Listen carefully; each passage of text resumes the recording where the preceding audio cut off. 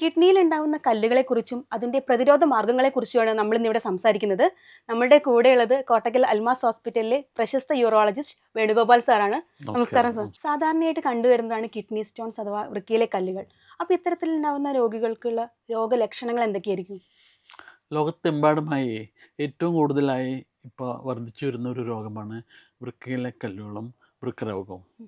ഇതിൻ്റെ പ്രധാനപ്പെട്ട സിംറ്റം കിഡ്നിയിലെ കല്ലുണ്ടായാൽ പ്രധാനമായി നട്ടെല്ലിൻ്റെ ഇരുവശത്തും വാരിയലിൻ്റെ താഴെയായിട്ടുള്ള വേദന, മൂത്രം പോകാനുള്ള പ്രയാസം, മൂത്രമൊഴിക്കുമ്പോൾ ചോര, അല്ലെങ്കിൽ രക്ത കളർ ബ്രൗൺ കളറ് അല്ലെങ്കിൽ ബ്ലാക്ക് കളറിൽ പോവുക, മൂത്രം കൂടെ പോവുക, ഇതൊക്കെയാണ് സാധാരണ ഉള്ള സിംറ്റംസ്. ഇത് കൂടാതെ തന്നെ ചിലപ്പോൾ കിഡ്നി ബ്ലോക്കായി കല്ല് രണ്ടും വന്ന് ബ്ലോക്കായിട്ട് കിഡ്നി ഫെയിലിയർ ആയിട്ടും നെഫ്രോളജിസ്റ്റിൻ്റെ അടുത്തും ചിലപ്പോൾ രോഗികൾ വരാറുണ്ട്. പൊതുവെ ഇതാണ് സിംറ്റം. വേദന തന്നെയാണ് ഏറ്റവും പ്രധാനപ്പെട്ടത്. വേദനയും രക്തം പോക്കും, മൂത്രത്തിലുള്ള രക്തം പോക്കും. അപ്പോൾ ഇത്തരത്തിലുള്ള പേഷ്യൻസിന് നമ്മൾ ഏതൊക്കെ പരിശോധനകളാണ് ചെയ്യാറുള്ളത്?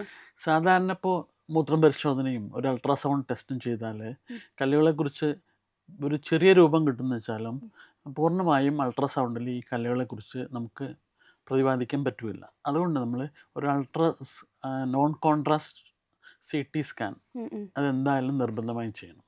അത് ചെയ്ത് കഴിയുമ്പോൾ ഓൾമോസ്റ്റ് എല്ലാ കല്ലുകളെക്കുറിച്ചും നമുക്ക് ഒരു രൂപം കിട്ടും. മാത്രമല്ല വൃക്കയുടെ ഘടനയെക്കുറിച്ചും വൃക്കയിലുണ്ടാകുന്ന തടസ്സങ്ങളെക്കുറിച്ചും ജന്മനായുള്ള കിഡ്നിയിലുണ്ടാകുന്ന പ്രശ്നങ്ങളെക്കുറിച്ചും എല്ലാം ഒരു രൂപം ഒരു CT ചെയ്താൽ മനസ്സിലാവും. അപ്പോൾ CT എന്തായാലും ചെയ്യേണ്ടത് അത്യാവശ്യമാണ്. Okay sir. സാധാരണയായിട്ട് വൃക്കയിൽ കാണുന്ന കല്ലുകൾ ഏതൊക്കെയാണ്? പ്രധാനമായും നമ്മുടെ നാട്ടിൽ കാണുന്നത്, വിദേശങ്ങളിലും എല്ലാം കാണുന്നത് പ്രധാനപ്പെട്ടത് കാൽസ്യം സ്റ്റോൺസ് ആണ്. Calcium oxalate, calcium phosphate. And infection കൊണ്ടും സ്റ്റോൺ വരാം. കിഡ്നിയിൽ ഇൻഫെക്ഷൻ വന്നാൽ മാഗ്നീഷ്യം അമോണിയം ഫോസ്ഫേറ്റ് എന്ന് പറയുന്ന സ്റ്റാഗോൺ കാൽക്കുലസ് എന്ന് പറയും. അല്ലെങ്കിൽ സാധാരണ യൂറിക് ആസിഡ് കൊണ്ടുള്ള സ്റ്റോൺ വരാം. അപ്പോൾ പൊതുവെ ഇതാണ്. അല്ലെങ്കിൽ ജനിതകമായി ചിലപ്പോൾ ഫാമിലിയിലൊക്കെ ചിലപ്പോൾ സിസ്റ്റീൻ സ്റ്റോൺ, ഓക്സലേറ്റ് സ്റ്റോൺ എന്നൊക്കെ പറഞ്ഞ് സിസ്റ്റീൻ എന്ന് പറഞ്ഞിട്ട് രണ്ട് കിഡ്നി വന്ന് ബ്ലോക്കായി ഉണ്ടാകുന്ന സ്റ്റോൺസും ഹെറിഡിറ്ററി ആയിട്ട് വരാം. മിക്കതും ഓരോ ഫാമിലിയിൽ ചില ഫാമിലിയിലായിട്ട് പലർക്കും കിഡ്നി അസുഖങ്ങളുണ്ടാകുമ്പോൾ കല്ല് ധാരാളമായി കാണാറുണ്ട്. എല്ലാ ഇതിൻ്റെയും പ്രധാനപ്പെട്ട സിംറ്റം ഈ മൂത്രത്തിൽ ചോരപ്പോക്കും വേദനയും തന്നെയാണ്. മാത്രമല്ല കിഡ്നി ചിലപ്പോൾ ബ്ലോക്കായി എന്ന് വെച്ചാൽ ചിലപ്പോൾ ഈ കിഡ്നിയിൽ പനി, ഫീവർ വരാം.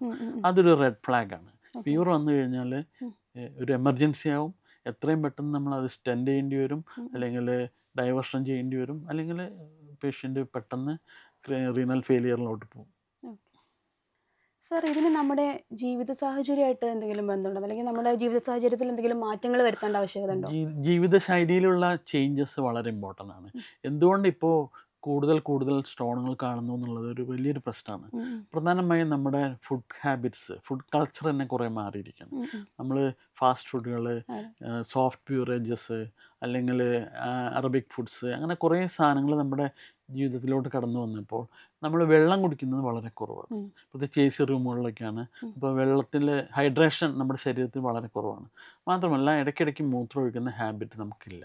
പ്രത്യേകിച്ച് സ്ത്രീകൾക്ക് രാവിലെ വീട്ടിൽ നിന്ന് ഇറങ്ങുമ്പോൾ മൂത്രം ഒഴിക്കും, രാത്രി വീട്ടിൽ വന്നിട്ട് മൂത്രം ഒഴിക്കും. അതിന് പ്രധാനപ്പെട്ട കാരണം ഞാൻ പല പേഷ്യൻസിനോടും ചോദിച്ചപ്പോൾ അവർ പറയുന്നത് ഒരു നല്ലൊരു പബ്ലിക് ടോയ്ലറ്റ്സ് ഇല്ല.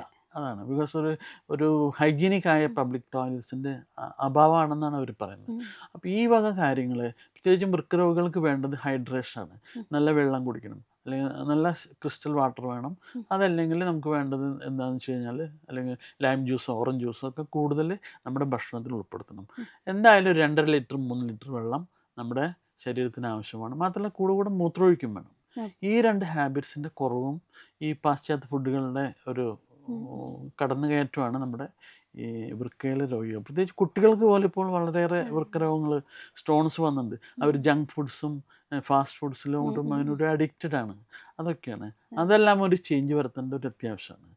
പ്രത്യേകിച്ച് ഇപ്പോൾ ഫുഡുകളെക്കുറിച്ച് ഇപ്പോൾ ഒരുപാട് പേഷ്യൻസ് അധികം ഇലക്കറികൾ കഴിക്കുക, അധികം ഈ സോക്കോൾഡ് സ്പിനാച്ച്, റുബാർബ്, അതൊക്കെ ഒരുപാട് ഇലക്കറികൾ, അല്ലെങ്കിൽ ബീറ്റ്റൂട്ടിൻ്റെ ഇലകൾ, അങ്ങനത്തെ ഇലക്കറികൾ ഒരുപാട് കഴിക്കുക, അല്ലെങ്കിൽ റെഡ് മീറ്റ് ഒരുപാട് കഴിക്കുക.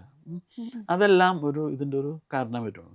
മാത്രമല്ല ചില ആൾക്കാർ വളരെയേറെ ഷെൽ ഫിഷ്, അതായത് കൊഞ്ച്, കല്ലുമ്മക്കായ അങ്ങനെയുള്ള സാധനങ്ങളൊക്കെ കൂടുതൽ കഴിക്കുമ്പോൾ അതിലെല്ലാം ഒരുപാട് യൂറിക് ആസിഡും അതുപോലെ തന്നെ സാധനങ്ങളുണ്ട്. അത് കിഡ്നിക്ക് വളരെ ദോഷം വരും, സ്റ്റോൺസ് ഉണ്ടാവുകയും ചെയ്യും. മാത്രമല്ല ഈ പേഷ്യൻസ് ഒക്കെ എല്ലാം ഫാസ്റ്റ് ഫുഡ് കഴിച്ചും ലേറ്റ് ഫുഡായിരിക്കും കഴിക്കുക, അത് പ്രോപ്പറായി ദഹിക്കില്ല, മാത്രമല്ല വെള്ളം കുടിക്കില്ല.